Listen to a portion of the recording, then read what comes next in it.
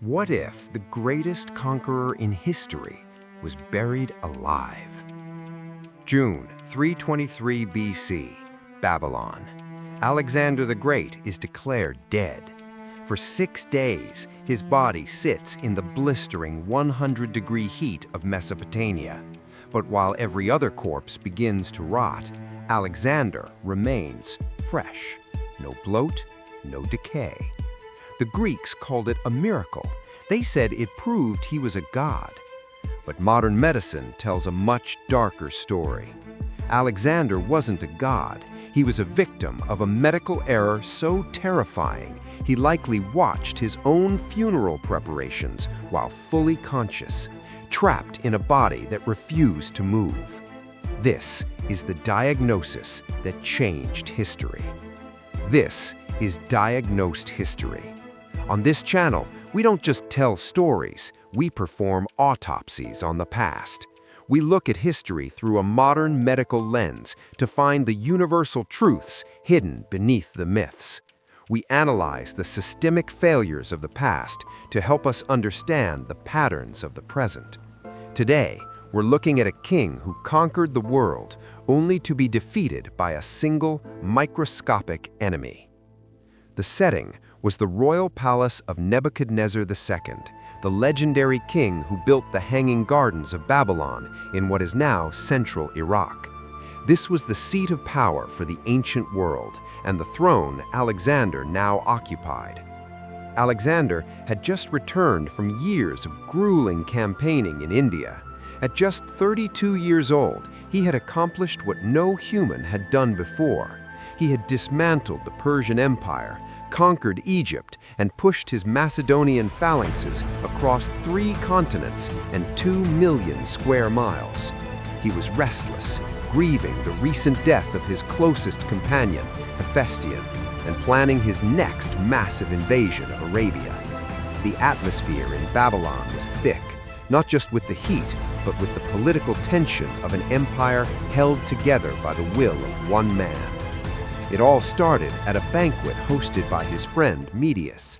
After a night of legendary excess, downing nearly 12 pints of wine, the equivalent of roughly 40 beers, the King of Kings suddenly doubled over. It wasn't just a hangover. He was gripped by sharp, stabbing abdominal pain and a fever that wouldn't break. As the days passed, the palace descended into chaos. His generals gathered at his bedside, watching as the man who had never lost a battle began to lose the ability to move his own limbs. The world's most powerful army was paralyzed as their leader was fading before their eyes. The progression was systematic and ruthless. By day 4, the fever was unrelenting, and a terrifying weakness began to creep into his legs. His doctors, the finest in the ancient world, were baffled. In an era where treatment often meant forcing the body to purge its toxins, they likely administered heavy doses of hellebore. This was a highly toxic plant used to induce violent vomiting and diarrhea, a treatment that in reality likely accelerated his dehydration and electrolyte failure. By day 7, the paralysis had climbed to his arms. By day 9, he had lost his voice.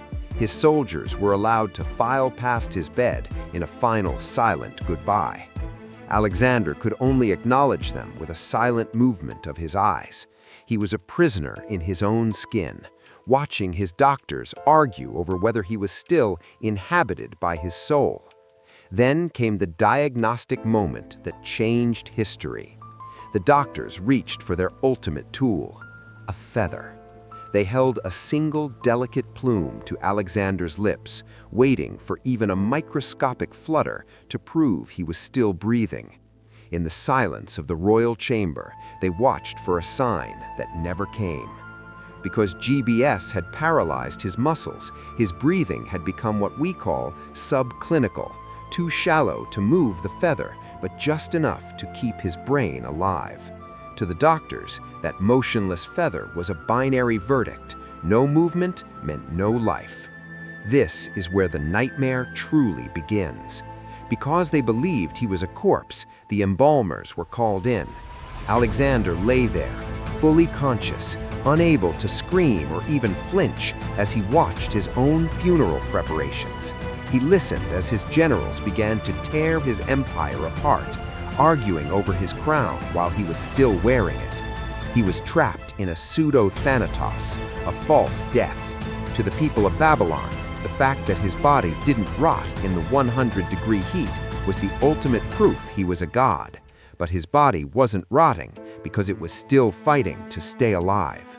In 2018, Dr. Catherine Hall published a groundbreaking theory that has become the modern clinical standard for this case.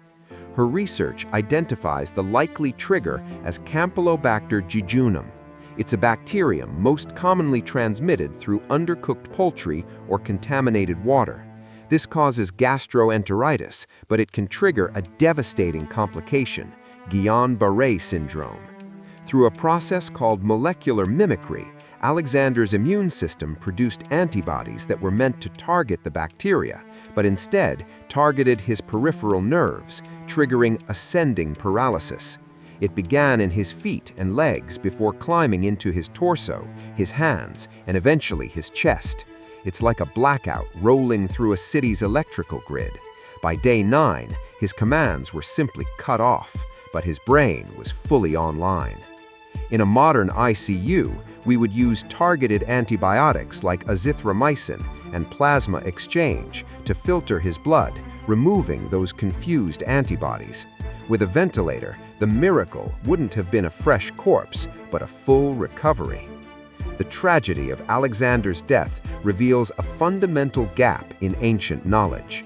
In 323 BC, neurology didn't exist. They relied on a single flawed metric, the feather. They didn't understand that the body can be alive and the mind awake, even when total paralysis has cut off every way to show it. This is the ultimate lesson in systemic risk.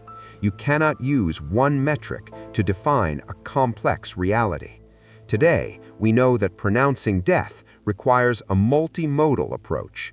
We check for pain response, brainstem reflexes, and brain scans. We've moved from measuring the soul with a feather to measuring the system with science. History remembers a god that didn't rot. Medicine remembers a patient who was a prisoner in his own body. The truth is never found in a single sign, but in the complex intersection of every system at once. This is the power of the multimodal lens. This was Diagnosed History. If you want to see more historical mysteries solved through a clinical lens, make sure to subscribe and hit the like button. Leave a comment below. What other historical figures should we diagnose next? I read every one of them.